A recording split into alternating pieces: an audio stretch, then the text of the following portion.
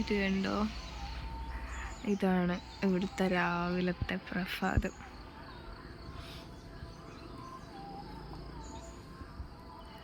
ഒരു 7 മണിയൊക്കെ ആകാറായിട്ടുണ്ട് കേട്ടോ.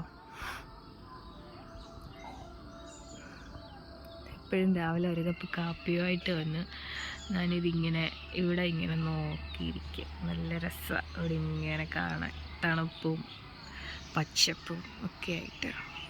ഇവിടെ ഇരുന്ന റോഡിൽ കൂടി ഇങ്ങനെ ബസ്സൊക്കെ പോകുന്ന കാണാം, വണ്ടികളൊക്കെ പോകുന്ന കാണാം. ശരിക്കും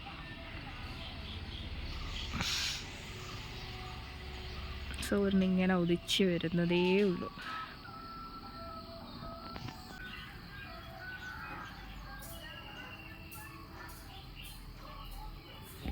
അപ്പോൾ ഹലോ ഫ്രണ്ട്സ്, ഇന്ന് നമുക്കൊരു കുട്ടി വ്ളോഗായാലോ? ഒരു ഡേ ഇൻ മൈ ലൈഫാണ് ഞാനിന്നിവിടെ കാണിക്കുന്നത്. അപ്പോൾ ലെറ്റ്സ് ഗെറ്റ് സ്റ്റാർട്ടഡ്. ഇത് കണ്ടോ, സൂര്യനൊക്കെ ഇങ്ങനെ ഉദിച്ച് വരുന്നതേ ഉള്ളൂ. എന്ത് രസമാണെന്ന് പറയാം. എനിക്കിത് വലിയ ഇഷ്ടമാണ്. ഇങ്ങനെ നമ്മുടെ ഒരുമാതിരി ഗോൾഡൻ കളർ ഇങ്ങനെ സൂര്യൻ്റെ വെട്ടമൊക്കെ അടിച്ച് ഇങ്ങനെ നിൽക്കുക. എനിക്ക് ഒത്തിരി ഇഷ്ടം. ഒരു പ്രത്യേക രസം അത്. ഇപ്പോൾ കണ്ടോ, 7 മണിയൊക്കെ ആയിട്ടുണ്ട് ഏകദേശം. ആ മഞ്ഞും സൂര്യൻ ഉദിച്ച് വരുന്ന ആ ഒരു വെട്ടവും, ഒരു സ്വർണ്ണ നിറത്തിലുള്ള വെട്ടം, എനിക്കിത് എന്ത് ഇഷ്ടമാണെന്നറിയാമോ? എന്നിട്ടുണ്ടല്ലോ ആ ഒരു പച്ചപ്പ് കണ്ടോ, ഇങ്ങനെ രാവിലെ എഴുന്നേറ്റ് ഇതൊക്കെ കാണാൻ എനിക്ക് ഭയങ്കര ഇഷ്ടമാണ്. ഒന്നുകൂടെ സൂക്ഷിച്ച് നോക്കി കാണാം, ബസ്സൊക്കെ പോകുന്നുണ്ട് അതുവഴിയെ. നല്ല രസമാണ്. ഇന്നെൻ്റെ ബ്രേക്ക്ഫാസ്റ്റ് ഇഡ്ഡലിയാണ്. ഇഡ്ഡലി, സാമ്പാർ, ചമ്മന്തി, ചായ. അപ്പോൾ കഴിക്കാം. അപ്പോൾ ഇതാ ഞാൻ ഇഡലി കഴിക്കുകയാണ്. 3 ഇഡലിയാണ് എടുത്തിട്ടുള്ളത്. 3 ഇഡലി കൂടുതലൊന്നും ഞാൻ താങ്ങത്തില്ല കേട്ടോ. അതിനുശേഷം ഞാൻ ചായ കുടിച്ചു. ചായ കുടിച്ചതിന് ശേഷം ഞാൻ തലേ ദിവസം ലേറ്റായിട്ടാണ് തല നനച്ച് കുളിച്ചത്. അന്നേരം ഞാൻ നനഞ്ഞ മുടി ഒരിക്കലും ചീപ്പിട്ട് ചെയ്യാറില്ല. അപ്പോൾ രാവിലെ ആയപ്പോഴത്തേക്ക് ആ ജടയൊക്കെ ഒന്ന് കളഞ്ഞെടുക്കുകയാണ് കേട്ടോ. എനിക്ക് ഈ ജട തലയിലിരിക്കുന്നത് ഭയങ്കര ബുദ്ധിമുട്ടാണ്. ജടയൊക്കെ ഒന്ന് കളഞ്ഞ് വെച്ച് മുടി വൃത്തിയാക്കി ഒന്ന് ചീകിയെടുത്തെങ്കിലേ എനിക്ക് സമാധാനം കിട്ടത്തുള്ളൂ. അതിനുശേഷം ഇവിടെ ഞാൻ വെയിൽ വന്നപ്പോഴത്തേക്കും മുടിയിൽ എന്തെങ്കിലും ചെറിയ നനവോ കാര്യങ്ങളോ ഒക്കെ ഉണ്ടെങ്കിൽ ഒന്ന് പൊക്കോട്ടെ എന്ന് വെച്ചിട്ട് ഞാൻ വെയിൽ കൊള്ളിക്കുകയാണ് കേട്ടോ. വെയിലത്തൊക്കെ മുടി ഇങ്ങനെ ഒന്ന് കാണിച്ച് മുടിയൊന്ന് ഉണക്കി മുടിയൊന്ന് ചൂടാക്കി ഒക്കെ എടുത്തു. അതിനുശേഷം ഞാനിവിടെ താളിയൊക്കെ ഉണ്ടാക്കാനും എണ്ണ കാച്ചാനും ഒക്കെ ഉപയോഗിക്കുന്ന നമ്മുടെ ചെമ്പരത്തി ചെടി, അതൊക്കെ ഒന്ന് പോയി നോക്കുമായിരുന്നു. ഇതിൽ നിറയെ പൂവൊക്കെ ഉണ്ട് കേട്ടോ. നന്നായിട്ട് പൂവിട്ട് നിൽപ്പുണ്ട്. നല്ല ഭംഗിയുണ്ടല്ലേ? അല്ലാതെ തന്നെ ഇതൊക്കെ കാണാൻ നല്ല ഭംഗിയാണ്. എല്ലാ വീടുകളിലും ഇതുപോലെ ചെമ്പരത്തി ചെടിയൊക്കെ ഉണ്ടെങ്കിൽ നല്ല കേട്ടോ. നമുക്കിതുപോലൊക്കെ ഹെയർ പാക്കിനും ഹെയർ ഓയിലിനൊക്കെ ഉപയോഗിക്കാൻ വേണ്ടിയിട്ടും, അല്ലാതെ തന്നെ നമുക്കിങ്ങനെ ഒരു എന്താ പറയണ്ട, ഒരു അലങ്കാരമായിട്ട് ഇങ്ങനെ നിൽക്കുന്ന കാണാൻ, ചുമന്ന പൂവൊക്കെ ഇങ്ങനെ ഒരുപാട് പൂവിട്ട് നിൽക്കുന്ന കാണാനൊക്കെ എത്ര ഭംഗിയാണ്. അതിനുശേഷം ഞാനിവിടെ വെള്ളം കുടിക്കാൻ എടുത്തേക്കുവാണ് കേട്ടോ. അടുത്ത കുപ്പി നിറയ്ക്കാൻ വേണ്ടിയിട്ട് എനിക്കിവിടെ വെള്ളം തിളപ്പിക്കണം. അതിന് വേണ്ടി വെള്ളം തിളപ്പിക്കാൻ വേണ്ടിയിട്ട് ഞാൻ വെച്ചു. അത് കഴിഞ്ഞിട്ട് ചൂടാറിയതിന് ശേഷം വെള്ളം കുപ്പിയിൽ ഒഴിച്ച് വെക്കുവാണ്.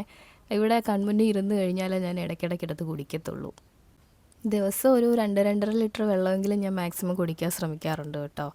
പിന്നെ ഉച്ചക്കത്തേക്കുള്ള കറിക്ക് അരിഞ്ഞ് അമ്മയെ ഹെൽപ്പ് ചെയ്യുക കേട്ടോ. കറിയൊക്കെ വെക്കുന്ന അമ്മയാണ്. ഞാനിവിടെ അരിഞ്ഞൊക്കെ കൊടുത്ത് അമ്മയെ ഹെൽപ്പ് ചെയ്യുകയാണ്. അപ്പോൾ ആദ്യമേ വെള്ളരിക്കയാണ് ചെത്തിയെടുത്ത വെള്ളരിക്ക കറിക്ക് വേണ്ടിയിട്ട്. ഇപ്പോൾ ബീട്രൂട്ട് എടുത്തേക്കാണ്, ബീട്രൂട്ട് തോരൻ ഉണ്ടാക്കാൻ വേണ്ടി. അത് കഴിഞ്ഞതായിട്ട് ഇടയ്ക്ക് ഞാൻ വെള്ളം കുടിക്കുന്നുണ്ട് കേട്ടോ. അമ്മയുടെ മീനൊക്കെ ഉണ്ടാക്കിയായിരുന്നു. അപ്പോഴത്തേക്ക് ഉച്ചക്കത്തെ ലഞ്ച് റെഡിയായി. നമ്മുടെ ബീട്രൂട്ട് തോരനും മീൻ കറിയും വെള്ളരിക്ക കറിയും ഒരു ചെറിയ പുളിയച്ചാറും ഉണ്ട് കേട്ടോ. ഒരു മീനൊന്നും കൂട്ടി ഉച്ചയ്ക്ക് കഴിച്ചില്ലെങ്കിൽ ഒരു സമാധാനം കിട്ടത്തില്ല. പിന്നെ ഒരു അച്ചാറും വേണം. എന്തൊക്കെയാണെന്ന് പറഞ്ഞാലും ആ 2 കോമ്പിനേഷൻ സൂപ്പറാണ്. വേറെ ഒന്നും ഇല്ലെങ്കിൽ അച്ചാറ് മാത്രം കൂട്ടിയാണേലും കഴിക്കാൻ നല്ല രസമാണ്. അപ്പോൾ ഞാൻ ചെറിയൊരു ഉച്ചയിറക്കമൊക്കെ കഴിഞ്ഞിട്ട് വന്നിങ്ങനെ ഇരിക്കുകയാണ്. അപ്പോൾ നമുക്കൊരു ചായ കുടിച്ചാലോ? അപ്പോൾ ഞാൻ തിളപ്പിച്ച് വെച്ച തലേദിവസം ഇങ്ങനെ പാല് തിളപ്പിച്ച് വെക്കും കേട്ടോ, ചീത്തയായി പോകാതിരിക്കാൻ വേണ്ടിയിട്ട്. ഫ്രിഡ്ജിൽ വെക്കുവാണേലും ചിലപ്പോൾ പാലിങ്ങനെ ചീത്തയാവാൻ ചാൻസ് ഉണ്ട്. അതുകൊണ്ട് ഞാനും അമ്മയും പാലെടുത്താൽ ഇങ്ങനെ തലേദിവസം തിളപ്പിച്ച് വെക്കാറാണ് പതിവ്. എനിക്കും അമ്മയ്ക്കും മാത്രം മതി ഇപ്പോൾ ചായ.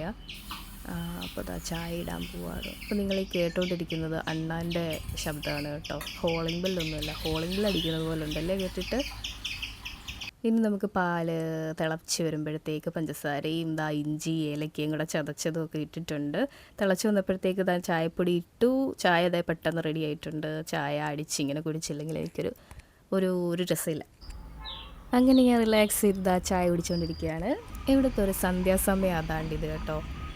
ആ അസ്തമയ സൂര്യൻ്റെ സൂര്യകിരണങ്ങൾ ഏറ്റുവാങ്ങി ആ ഹരിതാഭമായിട്ടുള്ള കാഴ്ച, അങ്ങനെയൊക്കെ തന്നെയാണോ പറയുന്നത് എനിക്കറിയത്തില്ല.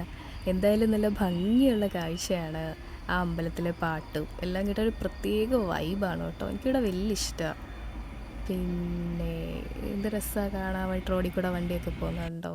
ഞാൻ ദാണ്ട് ഒരു കുളിയൊക്കെ കഴിഞ്ഞ് വന്നു. അമ്മ വാങ്ങിച്ച് വെച്ച ബണ്ണായിരുന്നു, അത് കഴിച്ചു. എനിക്കൊരു ചെറിയ ജലദോഷമുണ്ട്, ഞാൻ ഒരു ആവി പിടിക്കുവാണേ. അപ്പോഴത്തേക്ക് വൈകിട്ട് അച്ഛൻ വന്നപ്പോഴത്തേക്ക് ഷവർമ്മ കൊണ്ടുവന്നു.